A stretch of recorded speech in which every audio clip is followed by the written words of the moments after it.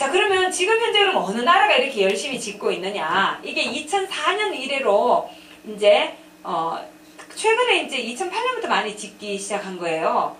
2004년 이래로 새로 건설 중인 게 세계적으로 35기래요. 근데 그 35기가 다 어디에서 지어지고 있느냐? 절반 이상이 어디에서 지어지고 있어요? 중국에서 지어지고 있죠. 그 다음 두 번째로 열심히 짓는 나라가 한국이죠. 그 다음이 러시아예요. 그리고 이제 여기 보시면 아시겠지만 유럽에 있는 국가 중에서 새로 짓고 있는 나라는 핀란드하고 프랑스밖에 없어요. 프랑스는 원래 내놓은 나라고 핀란드밖에 없어요. 근데 그 핀란드도 이게 지금 몇 년이 걸릴지도 몰라요. 앞으로. 핀란드는 지금 4기를 가동 중인 상태이고요. 5기째 짓고 있는데 그걸 프랑스의 아레바사하고 계약을 맺어서 이제 짓고 있는데 프랑스 정부에서 규제를 강화를 하니까 이 아레바에서 맞추기가 힘들어서 공기가 자꾸 지연이 되는 거예요. 그런데 그 사이에 이제 공기가 지연이 되면서 이게 우리나라가 아랍에미리트에 수출할 때처럼 그 픽스드 프라이스를 고정 가격으로 단가를 맞춰서 계약을 맺었던 거예요. 그러니까 아레바 같은 경우는 자기들이 예를 들어서 200억 달러에 해준다. 예를 들면 제가 얼마인지는 기억을 못해도 그렇게 해준다 그러면은 그 돈이 이게 환율이 변하면서 자꾸 늘어나는 거예요.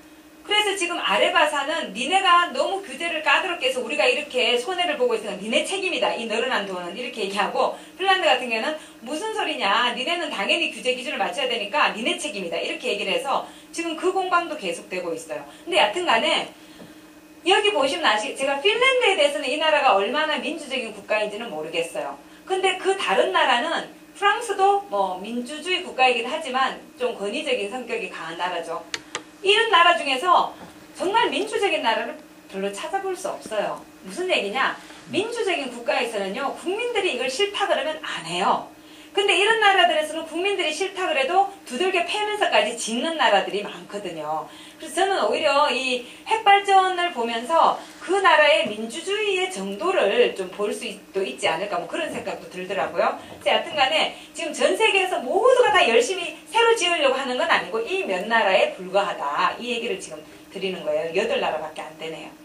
자, 그 다음에 그래서 원자력 발전, 핵발전에서 중요한 건 뭐냐면 후쿠시마 사고 이전까지는 사고에 대해서는 별로 얘기가 없었어요. 우리나라에서. 사고가 일어난 게 크게 눈에 띄었던 게 스리마일섬하고 그 다음에 체르노빌 이러니까 그게 86년이었잖아요. 그러니까 그 사이에 한 20년 이상, 올해가 25주년이거든요. 25년 동안 아주 심각한 그 정도의 사건이 안 일어났기 때문에 우리가 이제는 핵발전은 사고가 나지 않는 안전한, 그래서 값싸고 깨끗하고 안전한 에너지원이라는 그런 이미지가 막 고착이 되는 거예요. 근데 그게 아니라는 사실을 후쿠시마 사고가 우리에게 다시 일깨워 준 거죠. 근데 그 얘기는 뒤에 조금 이따 다시 하고요. 그 다음 또 문제는 뭐냐면 핵발전이라는 것도 이게 연료가 투입이 돼서 발전을 하는 거잖아요. 그 연료가 아까 뭐라 그랬어요? 우라늄이라고 그랬잖아요. 근데 이 우라늄이라는 것도 내장 자원이기 때문에 한계가 있어요. 그래서 이걸 우리가 다 캐내 쓰게 되면은 고갈이 되는 거죠. 근데 혹시 여러분들 석유 정점이라는 표현 들어보셨어요? 우리가 석유 그러면은 앞으로 한 40년 남았대 이런 얘기를 해요. 그러면 그래? 저로 치면은 80대 중반? 그 정도. 제가 지금 우리나라 나이로 46세인데 아이고 40년 뒤에 나는 늙고 꼬부라져서 그때 석유가 없어지든 말든 여기 계신 분들도 아마 그렇게 생각하실지도 모르겠지만 그때 그럼 우리 자녀는 어떻게 되겠어요? 그것도 문제지만 40년 뒤에 어떤 문제가 발생하는 게 아니라 석유 정점이라는 그 개념이 우리에게 시사하는 바는 석유 생산에는 정점, 꼭지점이 있어서 이렇게 계속 쭉 생산이 되다가 어느 날 갑자기 똑 떨어지는 그런 게 아니고 생산이 쭉 되다가 절반 이상 캐내선 순간에 정점에 달했다가 그 뒤로부터는 우리가 아무리 늘리고 싶어도 늘릴 수가 없이 계속해서 줄어들 수밖에 없다는 거예요. 그게 이제 석유 정점이죠. 왜냐면 매장되어 있는 한정된 재생 불가능한 자원이기 때문에 그래요. 그러면 우라늄은 어떠냐? 우라늄도 마찬가지죠. 이게 계속해서 재생이 된다면 그런 정점이 생길 수가 없죠. 근데 이게 재생이 안 되고 아주 일정한 양이 한정돼 있는데 그걸 계속 캐내 쓰다 보면은 어느 순간 정점에서 그 다음엔 떨어져요. 왜냐면 캐내기 쉬운 것도 우리가 캐내거든요. 그러면 캐내기 어려운 거는 아주 작은 양밖에 또 남아있지 않아요. 그런 문제가 있는데 유전 같은 것도 그렇잖아요. 처음에 유전을 개발했을 때는 꽂기만 하면은 석유가 콸콸콸콸 나와요. 근데 일정 기간이 지나게 되면은 잘 안 나와요. 그래서 거기다가 이산화탄소를 집어넣든지 물을 집어넣든지 해서 억지로 뽑아 올리거든요. 세계에서 가장 큰 유전이 가와르 유전이라고 사우디에 있는 건데 이게 지금 말라가고 있어요. 근데 사우디만 그런 게 아니라 전 세계에서 지금 수십 개, 그러니까 10개 이상의 국가에서 지금 그 유전이 지금 말라가고 있어요. 그러니까 그거하고 마찬가지죠. 이 우라늄 같은 경우도. 그래서 우라늄도 사실 여기 이렇게 이 계곡이 하나 생긴 이유는 뭐냐면 여기가 지금 밑에 이렇게 돼 있네요. 1990년대에 전후로 해서 전 사회주의 국가들이 이렇게 붕괴가 되잖아요. 그러면서 미국하고 소련하고 사이에 이제 군비를 축소하는 그런 협약이 맺어지면서 핵무기를 이제 많이 해체를 하게 돼요. 핵무기가 또 우라늄으로 만들어지니까 그거를 갖고 와서 제작해서 핵연료로 쓰다 보니까 생산은 좀 줄어들었었는데 지금은 그때 이제 해체했던 핵이 거의 바닥에 나오고 있어요. 그래서 새로 이제 캐고 있어요.